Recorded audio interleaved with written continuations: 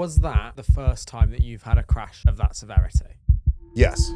I love 1,000 horsepower cars. I want to be the biggest car channel out there. The day of the crash. You suffered a severe accident. We made some bad judgment calls that day. He had harnesses and we opted to not put our harnesses on. We pull up to a red light, his accelerator's sticking. One point I smelled brakes and I mentioned it. Unfortunately, we smacked into a minivan. It's enough time to think, is this it?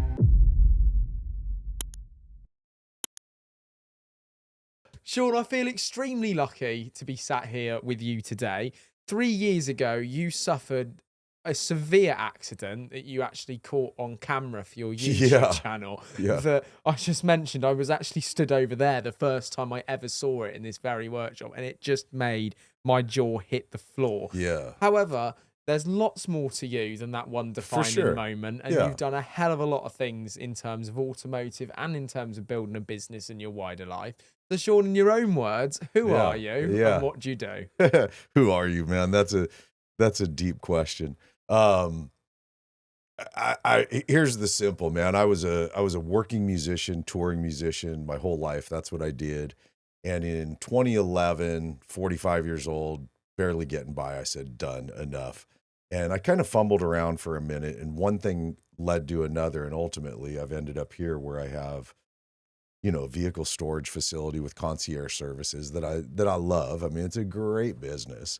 And that gave birth to our YouTube channel, which I'm even more obsessed with because it brings out, after years of being a creative guy, being a musician, I still get the creative juice. Plus I get to drive some amazing, amazing cars, So it's, Do you even get excited if anything has less than 1,000 horsepower? We were talking about this for a minute outside. I get fired up around 500 horsepower to the tire when you're talking about the stuff that I'm used to, predominantly, the muscle car world, custom stuff. So you have none of the granny assists, there is no traction or stability. There's no, most of the time, even ABS.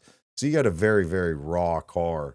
Anything over 500 to the tire makes me pay attention. And then the more you go up, the more that attention gets paid, and the less throttle input I'm willing to give it. So when you're out here driving cars of that kind of power and you're running this business and you're a creative, what mission are you on overall? What is your mission? God, a lot of times it almost seems a bit like I would hate for you to get inside my head for a minute because it can be a bit chaotic, but the overall mission for me, I think, is very simple in one respect, which is I love this business and I love taking care of my clients and stuff. So I want to keep this going. But the upside to YouTube and social media, which at my age, I probably shouldn't grasp it. I'm 59 years old, but as you know, dude, I'm super obsessed with it. And the part of the obsession is the idea that we can globally connect. And the only cost, other than buying gear and stuff, but the only real cost is time, energy, and creativity. And can you connect, And so my goal is I want to be the biggest car channel out there. Now, I know that's predictably not going to happen given the type of vehicles we shoot. And also, I look up at the top is Supercar Blondie with almost 20 million subs.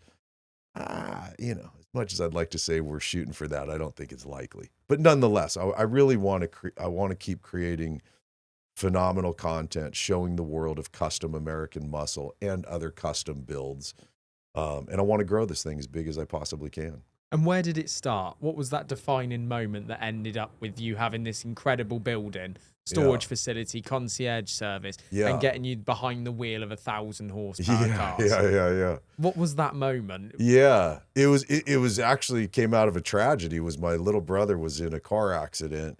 He wasn't going to be able to drive for a while. Makes a lot of money. Busy guy at the time. This building was his private man cave. None of the lifts were here. It was just his private cars. He had about 12 of his own cars, something like that. His best buddy was Roger Rodas at the time. Roger and Paul Walker, they were all three of them were tied together pretty tightly.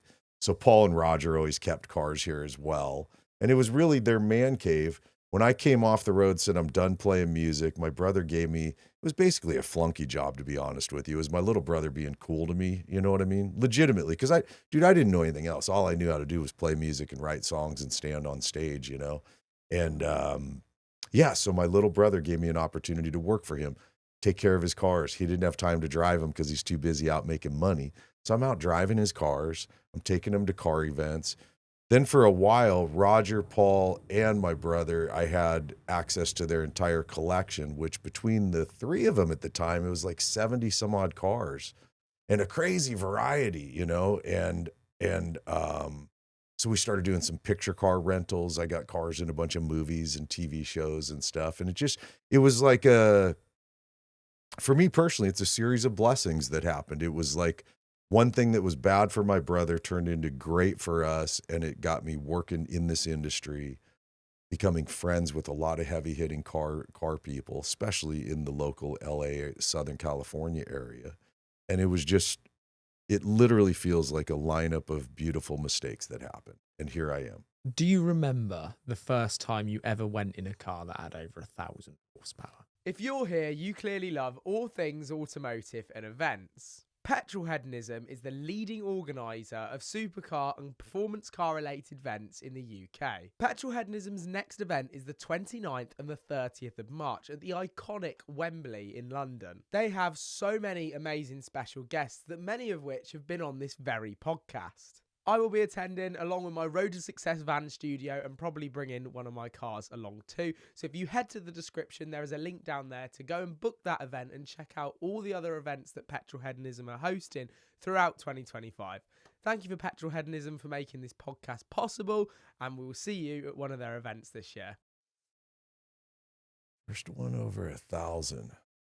The one that stands out to me, and I could be wrong on this, but the one that stands out to me is my buddy Chris's car, Vicious Mustang, which is Vicious is the most perfect name for that car because it is a violent, violent car. So that's after having all of these other cars to look after. So the 75 that made up this collection. Yes. None of those were None of those were 1,000 horsepower cars. They had a lot of each one of them had their different collectible vehicles they were into. Like Paul was doing JDM stuff, and he had a lot of BMWs, E36 lightweights, E30 M3s.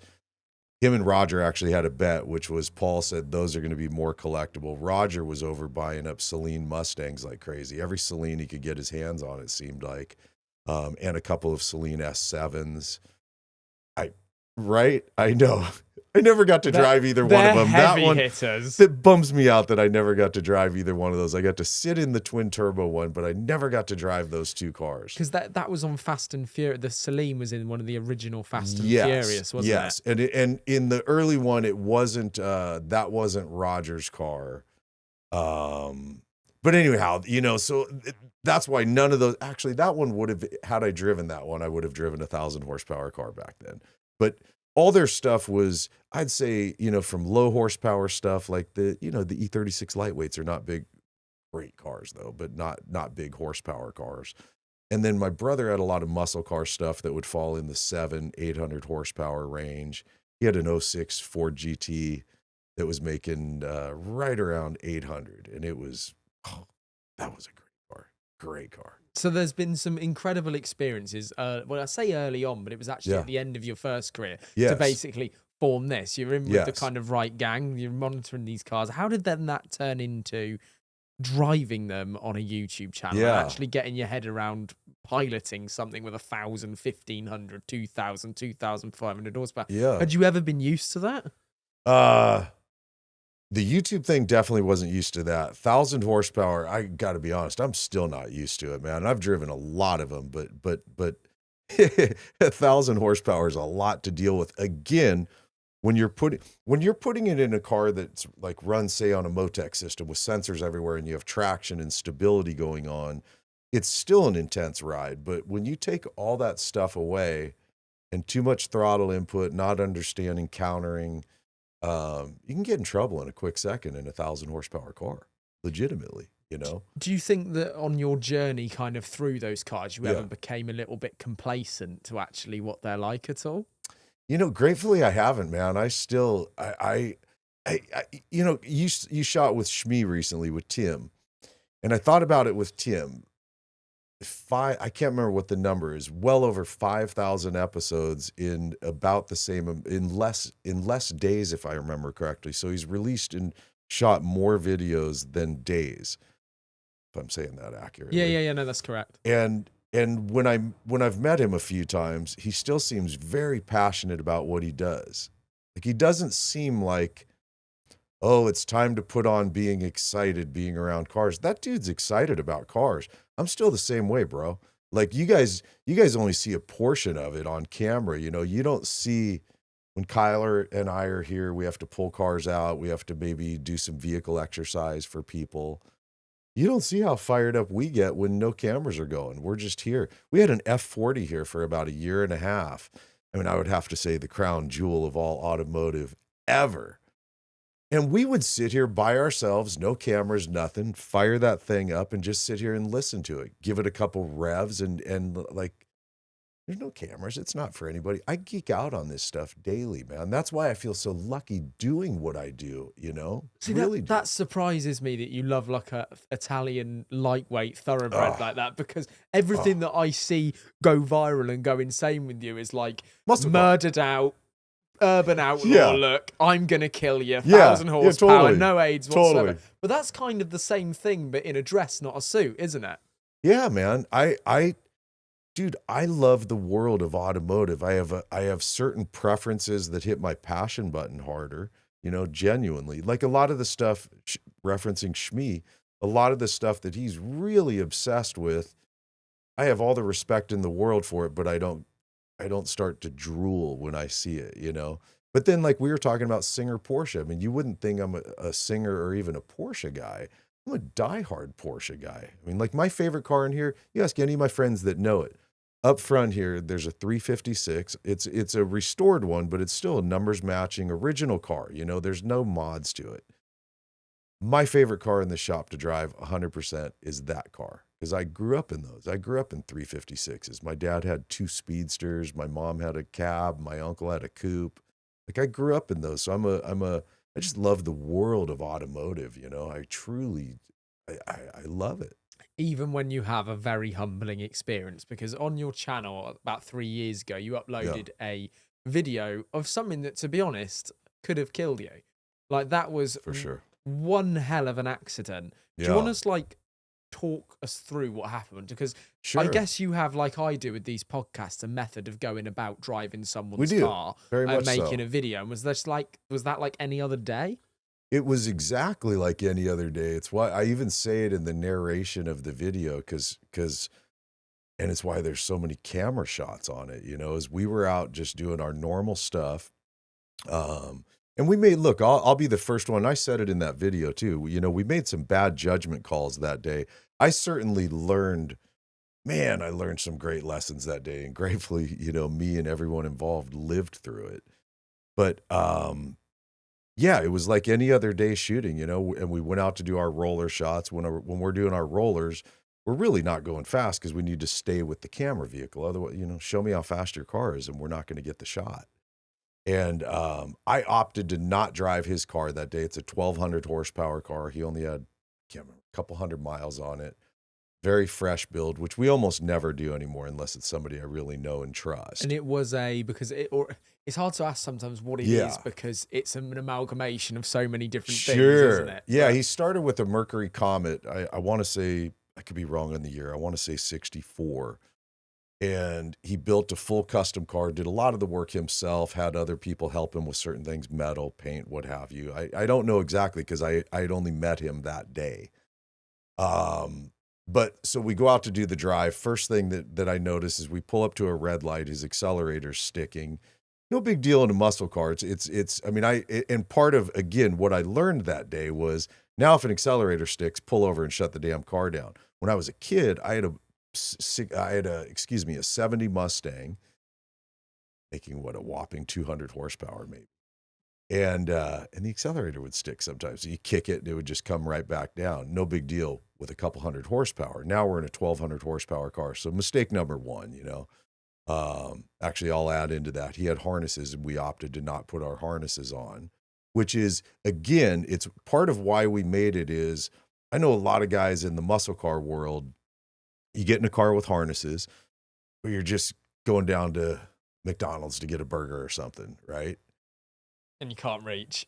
And it's not even that. You just go, we're just cruising down the street, and you think, what could happen, right? Because a lot of people do, brother. I'm not the first one to do this. I promise you. If I was, I'd be the dumbest guy on the planet. So we didn't put on the harnesses. Accelerator sticking. By now, we should be pulled over. We don't. We do our roller shots. It's only about probably 3-4 miles of driving, so it's really not much. At one point, I smelled brakes, and I mention it in the video. You hear me say I smelled brakes. And he pulls up to a stoplight, and he says, yeah, I've been riding the brakes because of the accelerator sticking. But look, we still have brakes. And he stopped. And I went, okay, I guess we're okay. Again, by now we should have definitely pulled over, So I'm at no point in any of this stuff. Two minor red flags had gone off already. Yeah. Then. And at no point in this am I pretending stupid about it looking back. They say hindsight's 20/20, right? And, so anyways, the next time he went to stop, there was no brakes. And looking back on it, obviously he predictably cooked the fluid, and now you lose all brake pressure. And unfortunately, we smacked into a minivan. And the minivan got the worst of it, or I mean, in the end, injury wise, the least of it, because he had, obviously the crumple zones that are built into modern cars. And I never got to talk to the guy, so I don't know the severity of his injuries, but I was told he had a small little cut on his forehead, and he was able to get up and walk around. I was moved quickly, as was the driver, into a, ambulance, off to a trauma center, and, laid there and had a lot of time to think about, wow, we probably shouldn't have done this, and we probably shouldn't have done that. But we opted to make a video out of it. Look, I knew I'd be lying to tell you I didn't think it would get viewership. People can't turn away from fucking train wrecks, Unfortunately, people like to see shitty things, so there's a lot of that. But our goal with making the video was pointing out to all the people that might do some of the things that we've done, or all of the above, or even worse. Here's something that could perhaps happen, And since that video, dude, I tell you what, a lot of negative flack. I never made a mention about the minivan driver because I never got to talk to the guy, so I didn't want to lie and say, yeah, he was fine. So what I was trying to point to was all the things that we did wrong that day. Since then, I've had emails, phone calls, met people at events, multiple people out at events that have said, hey, dude, thanks for that video. I added a harness bar to my car, and I have harnesses now. I used to only have lap belts.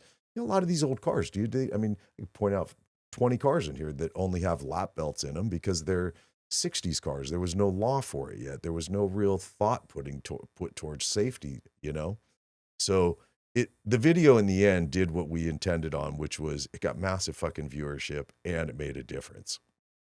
Do you think was that the first time that you've had a crash of that severity? Yes. Yeah. Only time. I've had a couple minor car crashes. Only one that was my fault. The other two I was passenger in. So I've had 3 car wrecks that are passenger based. Was that Don't have me ride with you, man. We might get in a crash. Was that the scariest one because you could see it coming, and it By felt far. like, did it feel like an eternity before you hit that car? Like forever. I mean, it really did. It's I can't remember what the timeline is on it, but it's, 5-6 seconds from the moment he says I have no brakes. Now you got that much time. You're looking in front of you. I'm not harnessed in. Even look in the video. I could see you natural. You grab like as if somehow I'm going to hold myself against all this momentum, by far the scariest. And I've thrown down, I used to be a hardcore sport bike rider, and we have some of the greatest roads around, Angeles Crest, all the ones across the Santa Monica Mountains. I used to ride hard, and I've thrown bikes down a bunch, and with a bike, you don't know it until you're in the middle of a turn. All of a sudden there's no tire left. You're out. You're just done. This, having the time to think about it, it's enough time to think, is this it? Is this the moment? Yeah, that's insane. Yeah. And you learn all those lessons from that you've now taken on to stuff like that. Do you ever see when you get guys that are taking out these cars that aren't sort of abiding by that stuff? You're like, oh, do you feel like a bit of a granddad these days now you've been through that stuff? I do, man. And there's still, we still shoot them, actually. There's times where people show up with these highly customized, wonderful vehicles. And because oftentimes there's such beautiful interiors done on these cars, they'll still leave lap belt only. And I still, believe it or not, I still get in them. I prefer, my favorite for a street car is a 3-point. I don't even like harnesses for the street, because there's always the argument, well, if you harness yourself in tightly, sure, your body doesn't move, but your head and neck still moves. So that's dangerous in itself. Look, the bottom line is, dude, in my opinion, especially being a fucking old guy, it's a dangerous fucking hobby. It's a dangerous hobby. If you want this to be safe, don't drive an automobile. Like, don't at all. Don't go out on the roads. 1500 Don't go out of your horsepower. house. Stay inside your house. Don't go anywhere, and things will probably be safe. The second you walk out your door, it could get a little dangerous out there. Especially, I'm sorry, brother, you get in cars, some of the shit we've talked about, these 1,000 horsepower cars, especially the ones that are OE, right? I mean, what's a Koenigsegg make? 1,400 some odd horsepower? I mean, these are ridiculously fast cars. I've driven, I had a client here that had a 720S, and he wanted me to take it up into the canyon and enjoy what the car can do. Dude, I was moving at paces on roads that I've been on 1,000 times, moving at paces I shouldn't be driving at, and I had to roll the windows down on the car to at least have some noise to let me know how fast I was going, because it was effortless. It was effortless. Cars are so good now that we're driving way too fast, in my opinion, on public roads, you know? And I'm not saying don't fucking do it. I've done it a bunch. I'm not saying don't do it. I'm just saying it's a dangerous fucking hobby. It just is, man. Even with the systems that come in and everything like that, I think the thing with the US is everyone still can't help it. They try and make it faster and faster and faster. It's very rare someone can just have a 488 Pista like the one up there and not try and make it even faster, or definitely something like a Lambo or a McLaren, because they're so easy to turn up to 11. It is. How many years now then have you been here since with Autotopia? So it's got to be getting on, was it 15 years, over a decade now? It's about, I think it's, let's see. I think my brother, if I remember correctly, bought this place in 2008. I started working with him towards the end of 2011.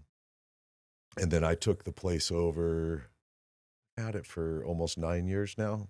So was there a time where the kind of collection of cars swapped from basically your brother's collection and Paul's and stuff like that to more like customer cars? It did. The first of that was after the unfortunate crash with Paul and Roger. They had the AE shop up in Santa Clarita, and there was concern, would there be lawsuits, what have you. And most of their cars, there was a few down here, but most of their cars were up there. So what was determined between whomever it was get any of Roger's cars from here, get them up to the AE shop. Any of Paul's cars from AE, get them all down here. And so I was in communication with the family, with particularly with Paul Sr., in the beginning phases of it. And so all of Paul's cars were here with me. I was charging a minimal fee. I wasn't charging near what I charged my customers, because it was still like a family-based thing. But I did need revenue, as I had just started this place, you know, and it's, trust me when I tell you, it is not cheap to keep the doors open. So what was that day like then, hearing about, I'm guessing you knew Paul well from storing the cars in here and got to know him. What was that day like? Yeah, I didn't know. Unfortunately, I only met Paul a few times, you know, but I met him and hung out with him, and he was, you know, like everyone always says. I mean, he was just a cool dude. He was far from the movie star that he actually was. He would hang out. He was cool, you know. But I knew Roger really well. I knew Roger was over here probably once a week hanging out with my brother.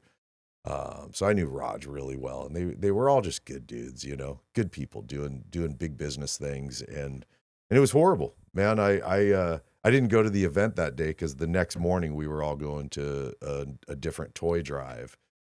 And I'm glad I didn't go that day now, you know, that I missed I heard it from phone calls, but I wasn't there the day of the crash. And I'm glad I wasn't, to be honest with you. I'm glad I wasn't there. As you said before, cars can be such flipping dangerous animals, but at the Yeah, same time, they can also bring so much joy. And without them, people totally. wouldn't be in that position to be able to enjoy them. Yeah, The stuff that's currently in your amazing facility now, you yeah, mentioned about the F40s and the Porsche yeah. 356s. These cars must be able to tell so much of a story. Like, I'm guessing some change constantly, some don't. What hmm is there kind of out in our spectrum now that's like got a wonderful story of how it got here? Yeah, yeah. One of one of my favorites, it's hard to see it from here, but there's a up on the lift there next to the blue Nova. There's a 63 split window Corvette. It's a one family car. The grandpa bought that car brand new, then passed it down to his son, and then it landed now with my client. So it's never left their family. And why do clients like that choose to keep their cars in like supercar storage and Yeah. concierge? Because we're in Los Angeles, we're Yeah. currently in Burbank, and Yeah, yeah. not far away is West Hollywood and Beverly Hills, and you've got Sure. all these super Sure. mansions. And I just can't help but Yeah. thinking, do they not have parking? Well, part of why a lot of those houses are really big is they create very little garage space. Especially, you go up in the hills, right? The hills of LA, which are the glamour parts of LA. It's not rare to see a 5,000-foot house that has a 1.5 car garage. Really? Yeah, just not rare at all. Not at all. So a lot of these people, I mean, I have clients that have vehicles with me. One of my clients, he's got a 2-car garage at home and he owns 6 cars. So he keeps 4 here and they just rotate in and out. And then I have a lot of clients that live out of the country. I have some UK based clients that come over. They like to have their vehicles here. So when they're in town, I drop a car off, pick it up, have it fueled and cleaned and all that stuff. And how did you begin to like build that Yeah. name? Was that through the content creation? Like, when did that side of it come into the business? Yeah. You mentioned after Paul's crash that you still had to charge some money for the revenue Yeah. of those cars coming down just to Right. keep this place off the ground. So when did you start actually producing content and sort of giving people a vision into this world of what it's Yeah. like to be around these cars? Yeah, I was about a year into having my business. I was just getting to the point where I was break even. I was living here, man. You've been in my lounge. I was sleeping on the couch every day. I'd put everything back together so it looked like nobody was living here. But I lived here for I don't know, 6 months, something like that. Um, I wanted the business to work, and so about a year into it, we met these guys that were making money from YouTube. And I honestly, dude, I had no idea that you made money from YouTube. I was a typical old guy, right, at the time. And these guys started telling me the kind of money they were generating from ad revenues, and then they were getting sponsorships and stuff. And it opened my eyes. So that kid came over here, looked at my place. I walked him over to my neighbor, because Dennis over here builds like all the Fast and Furious stuff and Marvels and Batmobile. I mean, one of the biggest picture car builders in the world. And I walked him around my complex here, and he went, dude, just that walk around alone, there's like 3 months worth of content here. Like, what are you talking about? Anyways, we were going to partner. He was going to produce content for it. It all fell through. And we had when I say no clue, we had no clue. I had one of my buddies that we got a couple cameras and just went out and started shooting stuff. And we've left all of our original videos up. You can see how shitty we were when we started, but it was like, man, people talk about, I'm going to do this, I'm going to do that. And 10 years later, it's still, I'm going to this. And they're still talking about stuff. And it's like, bro, just go get started. I don't care what you're doing and how much you research and study. You're going to suck at something when you start it. You're just going to suck, So cool, go suck and maybe you'll get better. What was the stuff that you'd like watch as an automotive lover that like we were like, if we could get a bit of that into our videos or get our heads around that bit, like which bits would you pick? Yeah. Stuff that you enjoyed, because surely as a car guy you used to flip and watch car content. Oh, totally. But was it necessarily on YouTube or was it more like cable at that time? I had a tendency, the one cable thing I used to watch all the time was Top Gear, because it was the original Top Gear. Anything else, I don't even call it Top Gear. That Top Gear, So, but like a few hundred other million people on the planet, I was one of them watching it. But I thought theirs was one where I went, man, if you could create content that engaged people like that, then every time Ken Block would release a Gymkhana, again, you go, wow, that's it brings you into a world that you want to be a part of. And then there was, at the time, I loved their content was Petrolicious because it was such. I remember that channel name. Yeah, it's kind of fun because where me and the young guys on my team, we have our fun battles with each other, and it's just creative conversations. I'm an old guy, so I grew up on a different form of content that you guys did, where if it took 5 minutes, 10 minutes for something to unfold, but somehow it was engaging me, I would watch. You guys have a tendency to, I mean, I watch it with these kids that work for me all the time. You know, they're 25 and 26 years old. Probably how old you guys are, right? Yeah. But I watch it with them, and they'll start watching something, and within, I mean, it's a matter of seconds they swipe away. Yeah. If it doesn't engage them within seconds, they're gone. And I know with long form content, you get a little more time than that from people. Maybe you double that to 6 or 7 seconds. And so that's what I've always shot for. And it's fun with my young guys is being able to, more and more, I keep turning it over to them. And I just still have my input on, I like to see, like, our roller shots are very scenic and beautiful. You know, the backgrounds are blurred, but the car's deeply in focus. Which is what ends up in the thumbnails as well. Yes. So that's why, like, that's my input on it, leaning towards what Petrolicious, because Petrolicious would be very cinematic, beautiful content, but it wouldn't engage you, dude. Just 6 seconds in, you'd be like, they're still just showing me the same shot driving.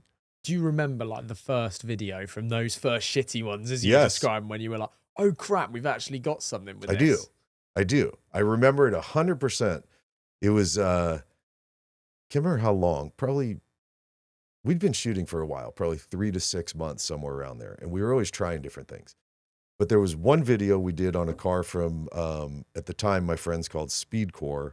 It was their first debut of a custom car. It was a 68 Charger, Dodge Charger, with a Mercury Marine 9-liter twin-turboed engine.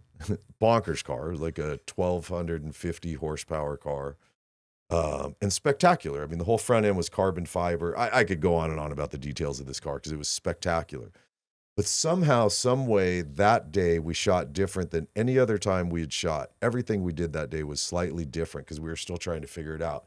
That video went ballistic. And as I was reading through the comments, I kept seeing, you guys should do more videos like this.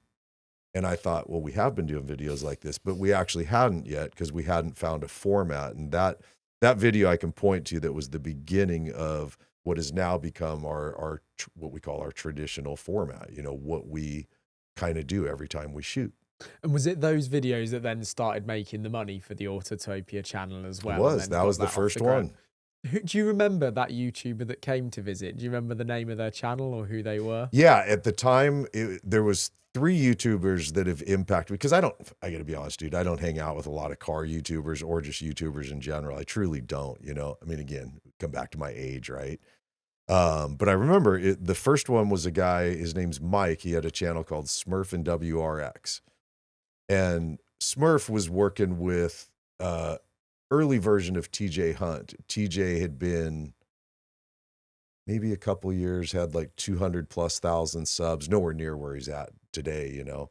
But still, don't get me wrong, a very successful channel. So it was Smurf that was the first one. Then he said you should do a collab. Almost within a week, I get hit up by, and we only had 500 or 600 subscribers. We were brand new. And I get hit up by Sam from SeeingThroughGlass. And he was in town, and ultimately he came over and he shot a video with me, and Chris's Vicious Mustang was here. We did a shoot with Sam for his channel. We shot for our channel. So he was the second one that impacted me. And then most recently would be Tim Shmee. Shmee's had such valuable input to the business side of what we're doing. He's brilliant. Does the creativity in the YouTube make you far more excitable than what cars are coming in and out now? Yeah, definitely. Because here's this is my business, right? It pays for my living, because even though the channel makes money, truthfully, the bulk of the channel goes straight to my team. I mean, there's 4 people that get paid to not quite work full time because they're still freelance and they still do other things. But so they get the bulk of the revenues. This pays for my living, and I love my business. I think it's rad, and I love the cars that are in here. But yeah, I geek out on the channel, man. I love the challenge of, you know, we're just about coming up on 700,000 subs, and I'm like, okay, but I want 5 million subs.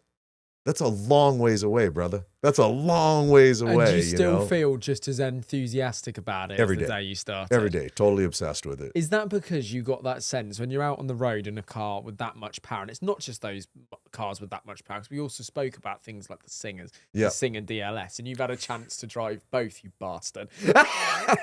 When you get those Still opportunities. one of the greatest days ever, by the way. Well, when you get one of those opportunities, like, how does an opportunity come around to drive a Singer or a Singer DLS? Because to most people, that's just like way out there. I got to be honest. I never thought it would happen. I mean, I used to, when Singer, because they used to be right down the street from us here, you know, they used to be 3 miles away. So I stored 3 Singers at one different time. One of them, the client asked me to drive it from Singer to here. So 3 miles, I got to drive the car, and I thought it was the coolest thing ever, you know. This one came about, it wasn't even our video, although it does live on our channel, but we were hired by this guy. He wanted to get cinematic, beautiful shots of his cars ripping through Mulholland because he owns 4 Singers, but the 2 we shot that day are called the Mulholland Commission. And they're very recognizable cars. He's got a classic and a DLS. His classic is painted with graphics that represent Mulholland Highway. So it's got lines all over the car, but there's an orange line that represents Mulholland Highway. So his DLS, he had a wrap created because he knew he was going to pull the wrap off, but he wanted to get shots of those 2 cars driving together at pace. He said, like, no pussy driving. So we had to change camera cars that day. Chris brought his CTS-V wagon, which can haul ass and handle really well. And he said, I don't want to see the drivers. I don't want to have any talking at all. I just want to see my cars ripping through Mulholland. Cool. Okay, great. I didn't even go on the first half of the shoot. They went, and then his DLS, the fuel pump went out partway through the shoot. So we needed a second day of shooting. The bummer was the owner of the vehicle couldn't be there the next day, and they needed someone to step in and be the driver of the second car. So I drove the classic most of the day for all of the shooting. Moment of silence for that, because just spectacular car. I mean, like, so good driving it through Mulholland and remembering that he said, I want the car moving at pace. And just to give some context on like exactly what a Singer is, because it is a classic shell of a Porsche. Meets modern underpinnings and technology, but they focus on feeling rather than power and speed and all very much kind so. of things. It's still pure Porsche. I think I've always thought Porsche is one of the most balanced cars until you get up to like the GT2 RS. Gets a little radical because it has a lot of power, although they're wonderful cars. I've driven a couple of those. And some cars like the Singers, they almost sit in this category that is so different to other stuff, isn't it? Because there's a Pista there, which is special. Like, that's a special car. Very much There's so. just round the corner from that extremely long bonneted muscle car, there's a 765 LT, which is like stuff car that gets me right. But Singers sit so up on this like little halo of their own, because it doesn't matter if you're a muscle car owner or if you're any type of car enthusiast, everybody seems to just appreciate these things, yet they are millions, like 2.5 million for a new one now, maybe more, or even more. I mean, the classic line is completely sold out. You can't buy a classic unless it's buying it from another owner, and so those are trading at over $1 million at this point. The DLS line, they only did 75 of those. They haven't completed the 75, but all 75 are sold out. So you can't buy a DLS, and again, unless you buy it from a previous owner at, you know, now you're talking probably $2 to $3 million. I think I could be wrong, but somewhere in that range. Do you think these things are harder to get than like the lightweight limited edition Ferraris now? Yes. Like, have they created that culture? Because there's a limited number of them ever being produced. So many people obviously spoke about how hard it is to get into like the Ferrari exclusive client Yeah, book yeah, where for you sure. get given the laugh and For sure. the Like you endless got to go buy the FF first or something. Yeah, but there's at least with that, there's almost a methodology of how you get Yes. there. Yes. Same with the lightweight Porsche. It's like, okay, if you go buy Yeah. a Roma and this and that, and some guy that lives up in Beverly Hills with £200 million pad probably thinks, well, okay, then set it out. What have I got to do? How do we? Let's do it. How do we get there? Yes. So I want to that be an can approved spec it? Ferrari buyer.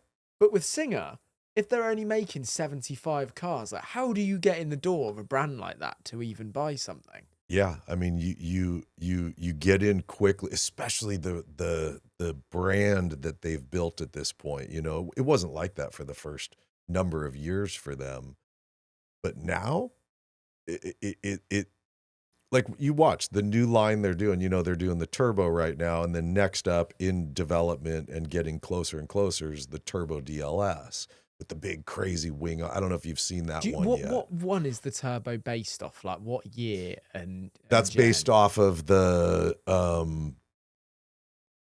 I've got a 930 1989. I think I could be wrong, but I think they're basing it off of that car. I think I could be wrong. I heard rumors they were Very ages flared ago, and out. I was like, let's bring the values of 930s up.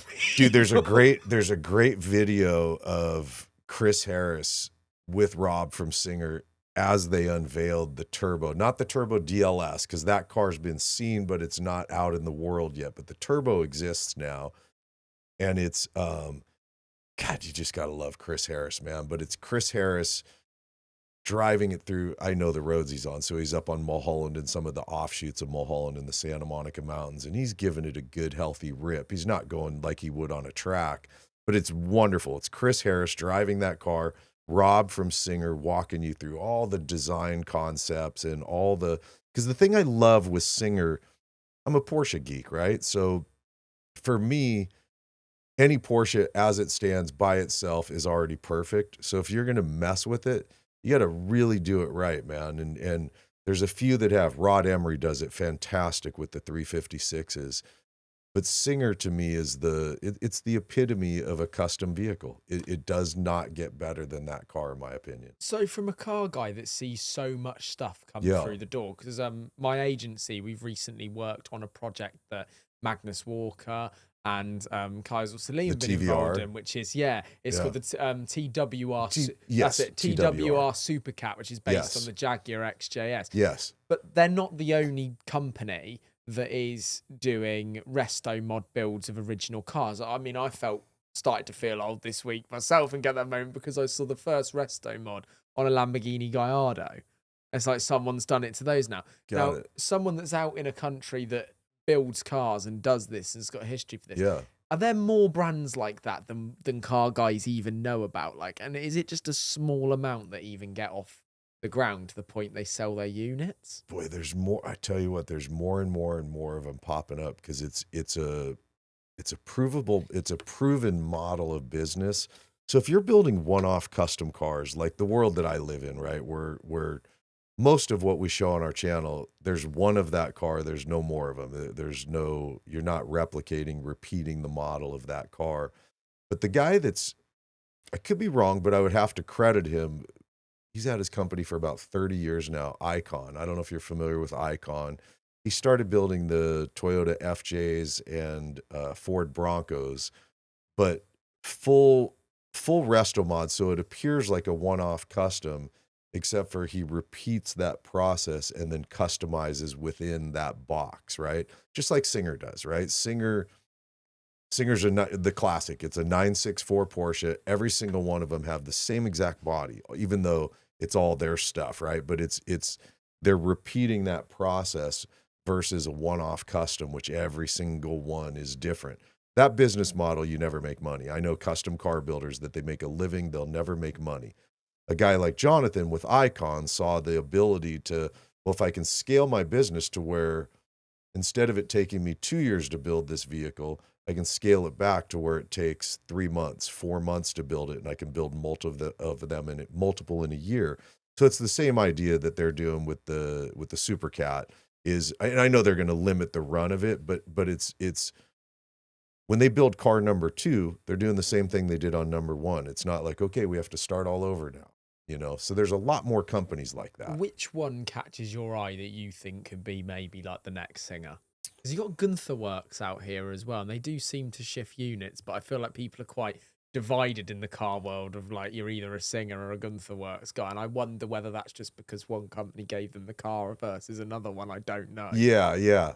I have no knock on Gunther Werks, and I've not experienced driving one yet, so I'm really super curious because my friend Shawn was involved in. He told me something, I think in the suspension tuning or what. He was involved at some level with Gunther Werks, and he speaks real highly of them. From an aesthetic preference, yeah, I mean, I'm 100% Singer guy because I like how much it's still, to the untrained eye, that car driving down the street would be, oh, that's a really cool old Porsche. Yes, it is. But just like the building behind us, there is a mix of cars that we all Yeah. enjoy and all Yeah. flipping love.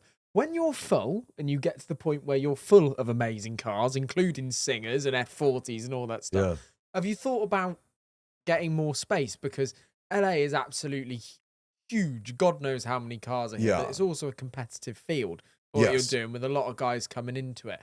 Has the thought crossed your mind to take on more space somewhere else, or are you like content with how the business has got to today? If all I was doing was storage, I would definitely, by now, I would have definitely added on a second, maybe even a third building. And I would have done like my friend Scott, who has a company called Auto Concierge, and he really mentored me in starting this place. He's got 2 or 3 buildings in Los Angeles. He's got San Diego. He's got a couple buildings up in Montana. I mean, he's crushing, you know? So if all I was focused on was the storage place, yes, I would definitely have added on because I have a literal ceiling here. I max out at 60 vehicles in here. But because I'm so passionate about the YouTube channel and the elements that build around that, this gets my primary focus in one stretch, and the channel gets my primary focus in another. I'm able to focus on both of them completely and totally. Is it also a thing, because you mentioned about growing up watching Top Gear, and I've Yeah. been fortunate enough to have some experiences that have made me like question, like, is this it? This feels like Top Gear, like what we're doing now, like, and you get that buzz, like, I can't believe I'm actually doing this. Yeah. Do you think that if you did have 2 or 3 buildings, that would be necessarily a more viable business model than continuing with the YouTube? But do you just get a kick out of the YouTube, like you're living in this world that was the thing that you watched when you were like enjoying that? Yeah. It's funny, dude. I'm still, goes back to the music days. I'm still a bit of a dreamer for sure. Um, so I see the upsides with the channel and the pieces around it as something that could be much larger as far as revenues go than what this place can produce, with a whole lot more fun to it, you know? But if I've already got it to the point where I'm giving myself another year or so, and then if the channel hasn't exceeded what I'm looking forward to over the next year based on just current analytics and predictable growth and stuff, if it doesn't hit the numbers that I want to hit, then I'll probably look to open up a second place. Not in Southern California. It would have to be elsewhere. Because Southern California's gotten saturated. I mean, when I started this place, there was 2 other high-end storage facilities in Los Angeles. It was Auto Concierge and a place called Auto Vault. Now I could name 8 or 9 places off the top of my head that have opened up in a variety of areas in Southern California that now it encompasses all of Southern California. It's a big business. To be successful, though, you've got to be full. Like, is it a Yes. challenge keeping 60 cars like full at all times and all the rest? Yeah. Like, are stuff still coming and going? Because you turn up and you see it full and you see not a lot of movement. The cars are all sat there on triple charge with your new little device that you're playing with as well, making sure they're okay. But like, what is the challenges of running a business like this? Do you also get those clients that are just like, say you've got 60 cars, do like 10 or 20 belong to like one client? You've almost got like a bit of a chunk in there. No, thank God. The worst was when Paul's cars left. I had just gotten to the point. It was probably a year or so of having my place in finally into the profit zone where I was like, oh, cool. I don't have to live here anymore. I can go live elsewhere. And all of those cars, 28 vehicles left in one day. I knew it was coming. You know what I mean? I helped set them up with Barrett Jackson to get the cars out there to get sold. but 28 cars left in one day. And I was, That's why they went, because the cars were being sold. yes. And so I was in a fucking panic, is the truth. I was in a total panic of, am I going to make it through? Is my business going to survive? I mean, trust me, I laugh at how many people say I've got it good, which I agree. I do have it good. It's not a party every day. You know what I mean? Especially when 28 cars leave and you look and you go, okay, I max out at 60. So that's almost half of my business just walked out the door, or in this case, rolled out the door. And you can even see, like right now, like in the back there's 4 lift spaces open, you know? So I'm not 100% full. Would it be impossible to be 100% full 100% of the time? Yes, I think it would be. I think there's always going to be ebbs and flows to the business, and I have actually, anytime I get people that need to store dead cars, I send them up to a facility about an hour north of me. My friend has a place up there where he can house almost 500 cars. Wonderful bitchin' facility. So anytime I get because dead cars to me are a nightmare. I can't have dead cars in here and not have the ability to move them and get them out if I need to. So, I've been over full a handful of times. It's always my favorite to be over full. That's the best. And then that's when the content becomes the best. Because how many videos are you like aiming to put out on your channel? You're clearly mega driven with it and get the opportunity to drive. Your messages are probably like, do you want to drive this? Do you want to drive that? Is that literally what it's like now? It changes all the time. I mean, I get stuff submitted to me. I'm out at events on a regular basis, a massive network of builders. So it's not even like I don't go in search of a specific one. I go in search of things that I find are, again, because you got to remember, dude, we're mostly shooting one-off custom cars, you know, so we might shoot 20 65 Mustangs on our channel. None of them are even close to the same. So do you aim to upload every week? We do. Typically, we do every Tuesday and Friday at 5 p.m. Pacific time.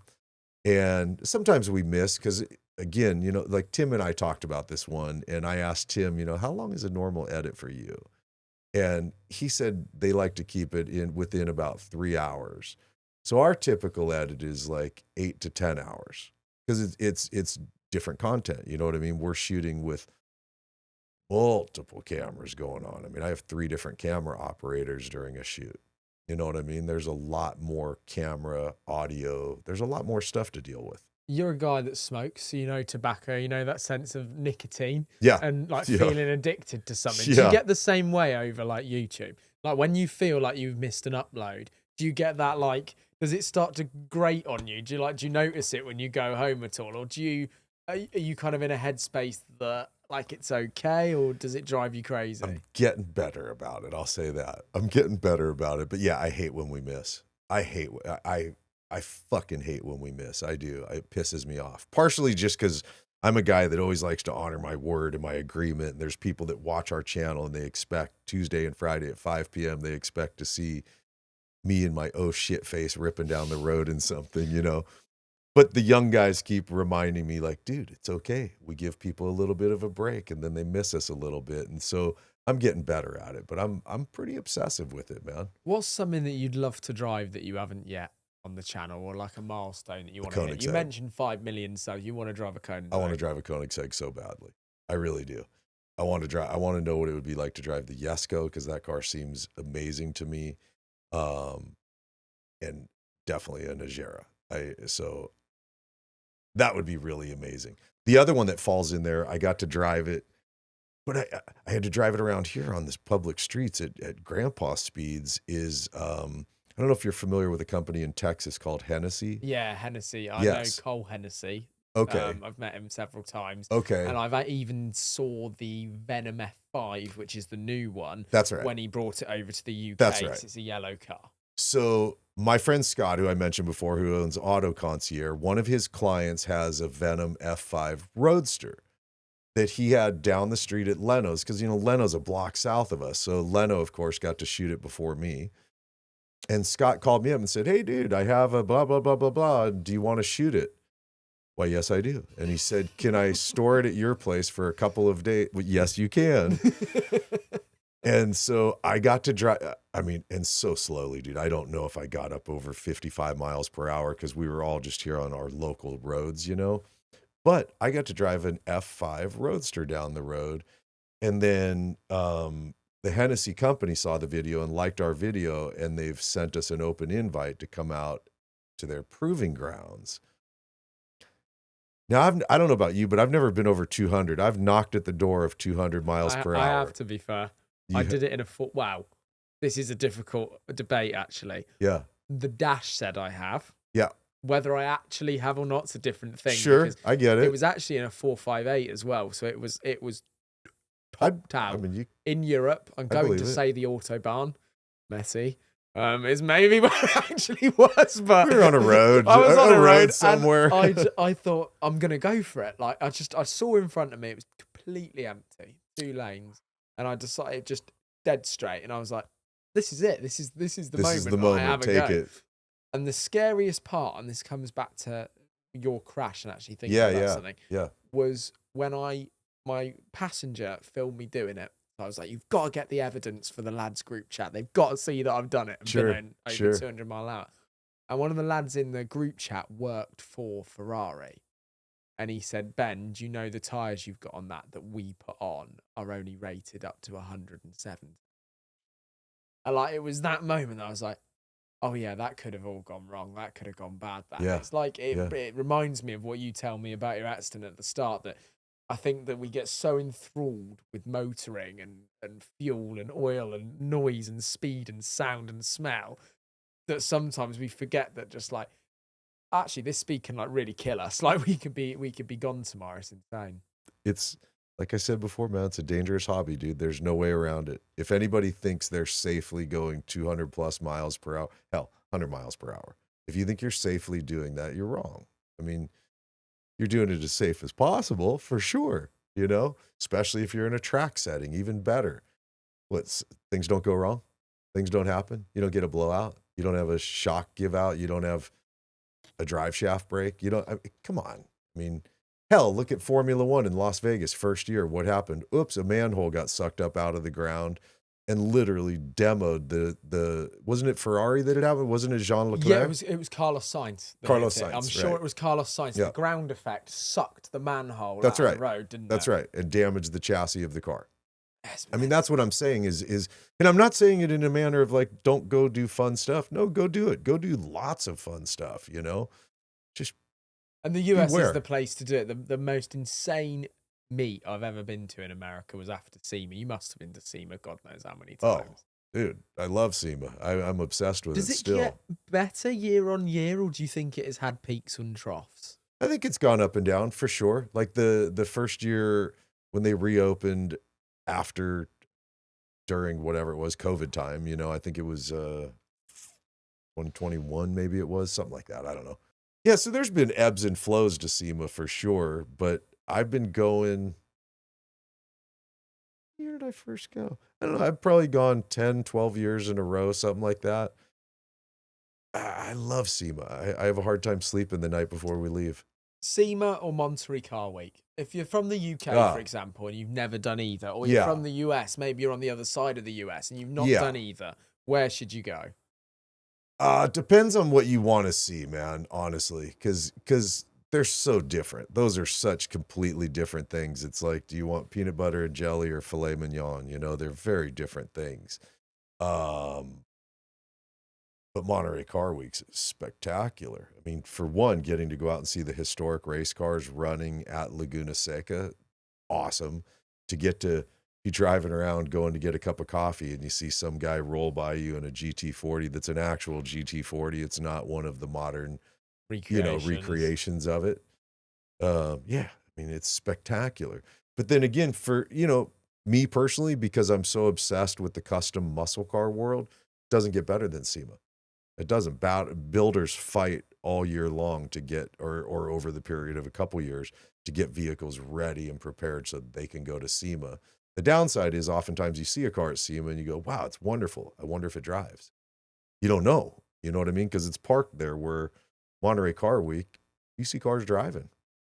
Well, I look forward to hopefully seeing you at both of those events. Yeah, man. I appreciate you taking the time to tell us about how the hell you've got to this stage with Autotopia, all the incredible videos you've done, where you want to go with them, and also how you survived that impeccable, well, that scary, quite frankly, accident, because that was huge. Thank you very much. Appreciate Of course, it. man. Thanks a lot, man.